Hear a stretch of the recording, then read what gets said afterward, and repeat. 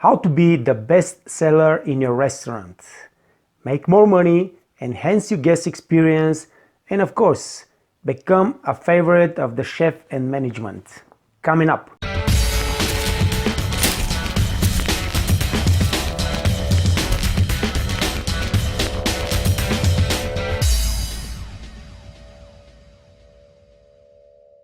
Hey guys, welcome to the Waitress Academy. Today's video is going to be about selling and upselling in your restaurant.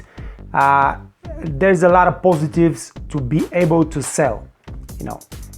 You make more money, the restaurant makes more money, the management likes that, the chefs like that when you sell their specials. So everything is positive and the guests love it because you sell them the good stuff and they have a better experience in the restaurant. First of all, to be able to sell anything to anybody, you have to earn their trust. You have to gain their trust. In a business relations, that takes a while and stuff like that, but in a restaurant, we don't have time to gain nobody's trust. The guests are coming, they're sitting to our table, and we go to the table and we start selling. So first impression is very, very important. We have to look good, we have to be shaved, we have to be dressed, we have to be standing up with a positive attitude, with a smile. This is what the guests see first and they judge us by our looks. So make sure that you're dressed properly, you're clean, you're looking smiley and energetic. That's very important to be able to sell anything to your guest. Another thing is be confident. When you go to the guests and you try to sell something, show some confidence and talk with passion. Be passionate about the things that you try to sell. The first thing we try to sell in a restaurant, that's the daily specials. The chef loves that. If you sell the daily specials, the chef will love you, I promise you. So try to sell the daily specials, and usually the specials are a little bit more expensive, but they're really specials. They're really prepared to impress the guest. So you're not just cheating the guests selling them the specials. You're giving them probably the best meals in the restaurant.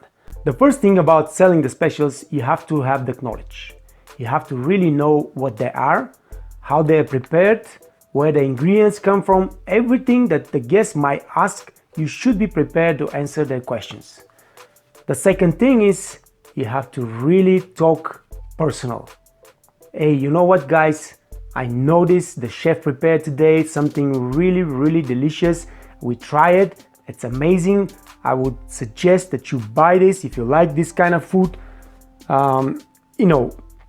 You have to put some personal experience and show the guests that you really know what you're talking about and you're really impressed with that, and they will be also impressed. So I'll tell you example of what I do.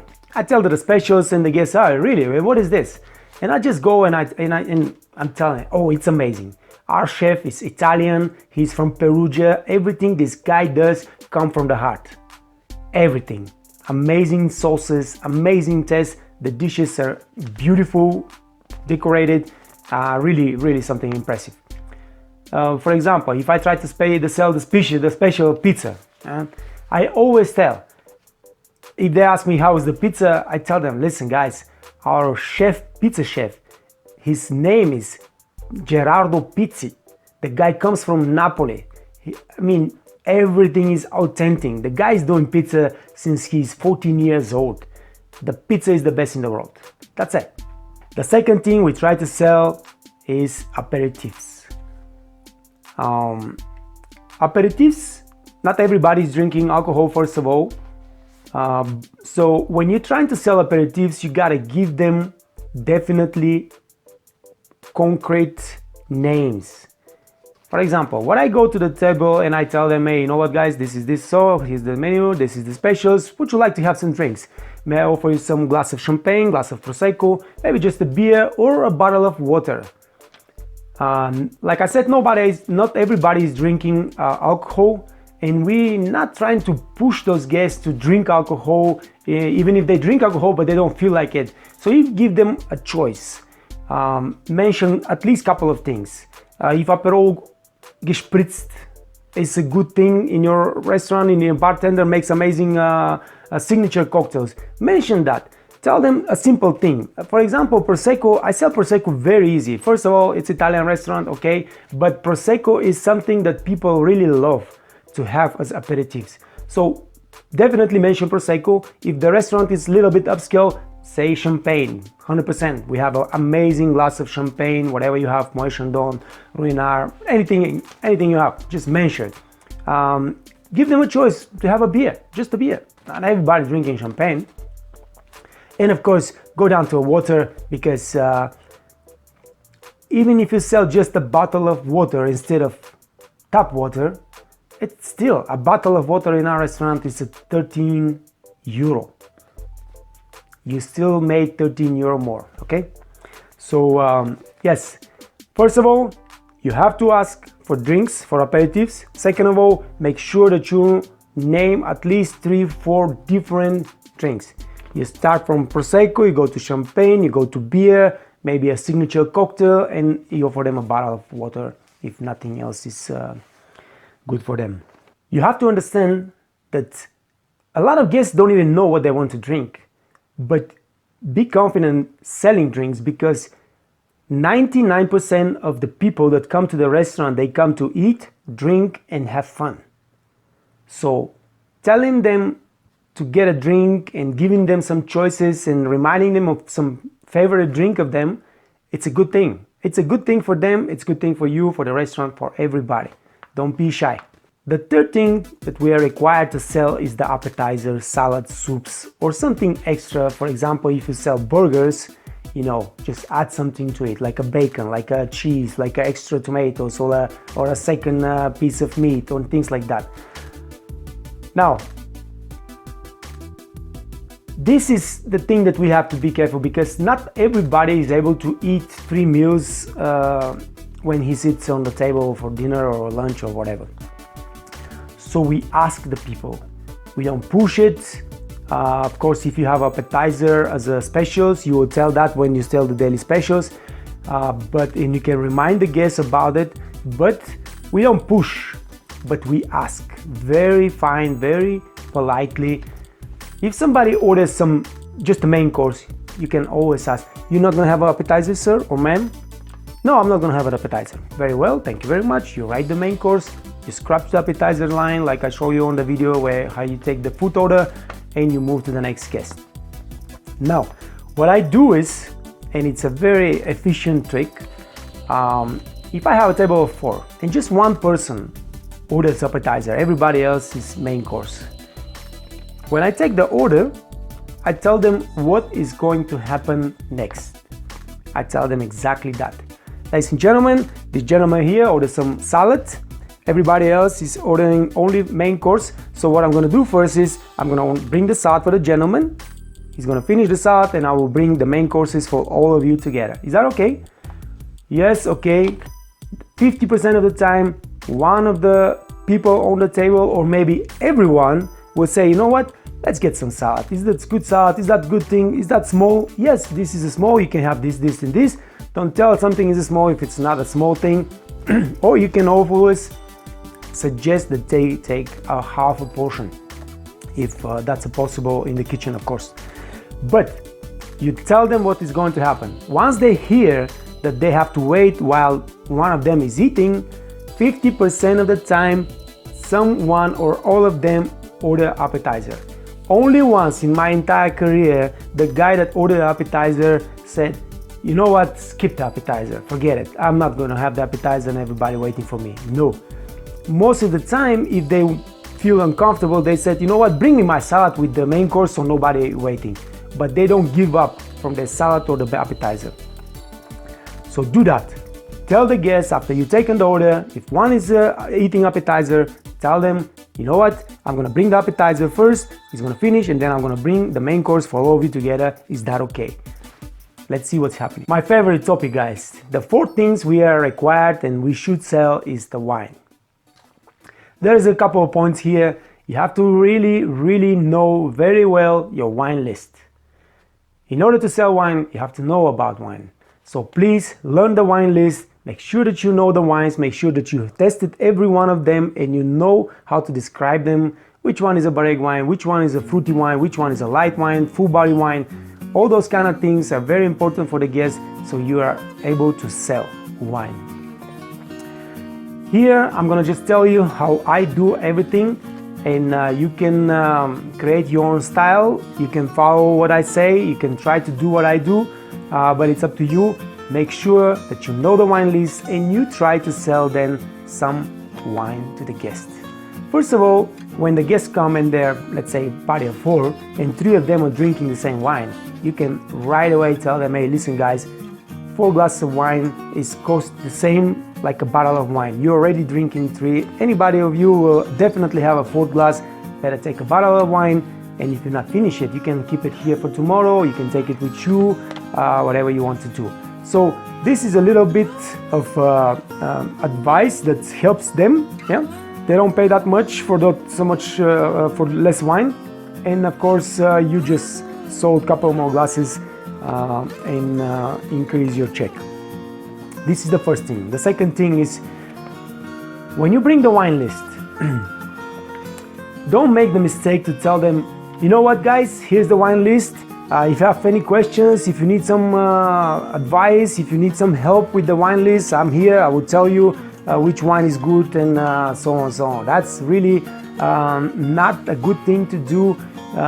Most of those guests are really good with wine. Not most, but some of those guests are really good with wine. Some of those guests know more than me and you about wine, and some of them get offended because they think, okay, so I look like a fucking loser, I'm sorry, and I cannot choose my own wine for myself. No. What I do is I bring the wine list to the table and I tell them, listen guys, here's our wine list. We have some excellent local wines, and we have some really hidden Italian gems in this wine list. So take a look please and let me know if you want to drink something. Now, when you say that, you already told the guys, I know the wine list very well, yeah? I can tell you about the local wines, and I know about the Italian wines that you probably never heard about it because they're hidden gems, but they're really good. And if you need some help, I'm here and you can ask me and I'll tell you. No pushing, no nothing. You just give them information very finely that you're ready to help, and if they need help, they'll let you know. A lot of people, when they come to a different country, they like to drink the local wines, but who knows the local wines? Nobody knows the Schweizer wine in Switzerland. So when I tell them that I have some really, really excellent local wines, 80% of the time they come and say, hey, which are the local wines that you recommend? And then you start. Now, this thing, when the guests ask you for recommendation, generally, hey, what kind of wine would you recommend? What I do is I am really playful with them. For example, I start from some of the most expensive and most famous wines in the world, in the restaurant, not in the world, of course. In the world, there's a lot more expensive wines. But let's say, when they ask me, I start always with Sassicaia 2006. Sassicaia 2006 is one of the best wines. So when they ask me, I say, hey, I will gladly recommend the Sassicaia 2006 because it's one of the best wine ever made and just happened to have a bottle in the restaurant. But if you're not looking for something so special, yeah, let me show you. I have some Italian, I have some local wines. You will enjoy, you will love it. And then you go down. You go down to a lesser wine, not so expensive. And then, of course, you go to a little bit cheaper wine, but make sure that also not bad wine, a good wine. Don't recommend something that they're not going to enjoy. But the point is, before you even start recommending wine, tell them, yes guys, I will recommend, but what kind of wine you like? Yeah, would you like a white wine? Would you like a red wine? Would you like something really heavy, full body wine? Or would you like something really fruity and light? So yes, you have to know all those differences between the bottles in your wine list so you can recommend it. But this is the point. If somebody ordered 3 glasses, you tell them right away, guys, 4 glasses are paying a bottle of wine, and a bottle of wine already has 6 glasses with us. You know, in my restaurant, there's 8 glasses in a bottle of wine. So you offer them a bottle of wine. And when they ask for your recommendations, You just start from something very expensive, very nice, very good, famous wine, and then just go down to the more affordable wines. And that's it pretty much about the wine. And now, the fifth and last thing we sell in the restaurant, dessert, coffees or digestives. When the guests are finished with their main course, we go to the table, we pick up the plates, we clean the table. While I'm cleaning the table, I always ask them again, was everything okay? Everybody satisfied? Everybody is full? No hungry people on the table? Yes, we are very happy, very satisfied. Everything was wonderful. And I just tell them just a little joke. I hope so, because now it comes the best part. We have the best tiramisu in the world. There is nothing you can compare to our tiramisu. Now, a lot of people don't eat sweet. A lot of people are already full, they cannot eat even if they want to. But when you say something like that, and of course make sure that your tiramisu or whatever dessert you sell is really top. Don't cheat, don't lie to guests, because that's gonna be the worst thing you can do. You tell them it's the best in the world and you bring something terrible, and everything that you've done until now is lost. You lost your tip, you lost your mojo, you lost the confidence of the guests, everything. So don't lie. If you say something is really the best in the world, make sure it's really top quality, amazing thing that the guests will enjoy. So when I tell them this, they start thinking about the set. Then I take the plates, I bring it to the kitchen, I come back 2 minutes later. Would you like to take a look at the menu, or we try my best in the world tiramisu? That's how you sell the set. Make sure that you mention the set to the guests every time. The set and coffee are very profitable things. The management loves to see that you are selling those things, because the margin of profit is really huge. And plus, if you have really something very good, the guests enjoy that too. So suggest it. Don't suggest only, would you like dessert? Dessert doesn't mean nothing to the guest. You always point to some signature dessert that you know it's really top, really amazing, and you name it. Maybe you name two, maybe you name just one, but you name one thing for sure, so the guests know that you are talking about particular things, and you know what you're talking about, and you have tried this thing, and you guarantee that this is going to be amazing, so they can spend their $6-7 on this thing and spend more time in the restaurant. And of course, doesn't matter if they go for dessert or not, you always ask for coffee. Maybe some coffee, maybe some espresso, cappuccino. I have absolutely, if you like something heavier, not just coffee, I have grappa, I have limoncello. It's Italian restaurant, guys. You have to try the limoncello or some of the grappas. So by the time the time comes for dessert, to sell dessert and coffee and digestives, you should have established already a relationship with those guests, and you should know how to talk to them. If they're friendly, if they like a little bit more relaxed attitude, you go for it, and you be more friendly, and you be like a little joke, tell them little jokes and stuff like that. So that's how it is. Of course, in the restaurants where everything is just standard, you're not gonna tell jokes and you're not gonna talk to the guests so freely, but you still have to mention dessert in a proper manner. Ladies and gentlemen, thank you very much. When they say that everything was good, would you like me to bring the dessert menu so you can take a look at the dessert? We have excellent tiramisu, we have excellent affogato today, and that's it.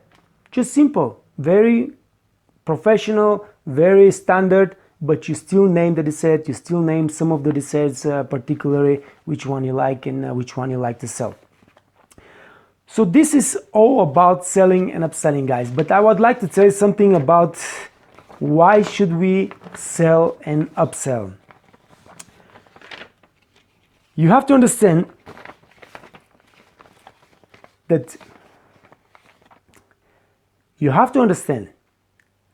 we are in the restaurant, and those people, the management and the owners, pay us because they want us to bring some extra business, to make some more money for them. That's why we are head waiters, demi chefs, or backup waiters and bus boys and things like that. If you're working a station, if you're a head waiter, You have to have those skills to sell and to make profit for the restaurant and for the owners. But by making profit for them, you're making profit for you too. Just imagine that today you serve 13, 14 tables. 13, 14 tables. If you were able to 5 of them to sell something small, some appetizer or maybe drinks or maybe dessert and coffee at the end, and you added $20 to your bill, to this table. $20 to this table, $20 to the other table. That's 5 tables, $20, $100 extra sales. But this $100 extra sales, if you've done good job, in America brings you 20% tip. That's $20 more for you. $20. At the end of the month, you have $500 more because you're hustling. So $500 a month just for trying to sell some extra, enhance your guest experience, and make some more money for your restaurant, for your owners. $500 a month is $6,000 a year. Just from hustling, you can increase your income with $6,000 a year, and that's not petty money, guys. That's a lot of money. So trust me, it's worth it. And it's not just about money, it's about ego. I love being really a good seller. I love selling good things to my guests so they can have real amazing experience in my restaurant. They remember me, they remember the restaurant, they come back and they look for me. And you know what? I have people coming after 6 months, after 1 year, and telling me, hey, you know what? I want the same wine you offered me the last time. My God, man, which one was that? I mean, I don't remember. You know, you told me the wine. It was amazing. I want to drink the same wine. This makes your life beautiful. This makes your work beautiful. And of course, the money life makes your life beautiful. All right, guys, thank you very much. Don't forget to subscribe to the channel. Don't forget to like the video, share the videos. All the information is on the website, thewaitersacademy.com. Anything if you want to download, if you want to copy all those techniques of selling and upselling, go to the website, check it out. There's a lot of good stuff over there also, not just that. And give me some feedback. Let me know what you're thinking about what I said. If you not agree with that, good, write me down. Let's discuss it. If you agree, give me a thumbs up. Thank you, guys. Have a wonderful day. Make a lot of money, stay out of trouble, and enjoy life. Thank you. Ciao.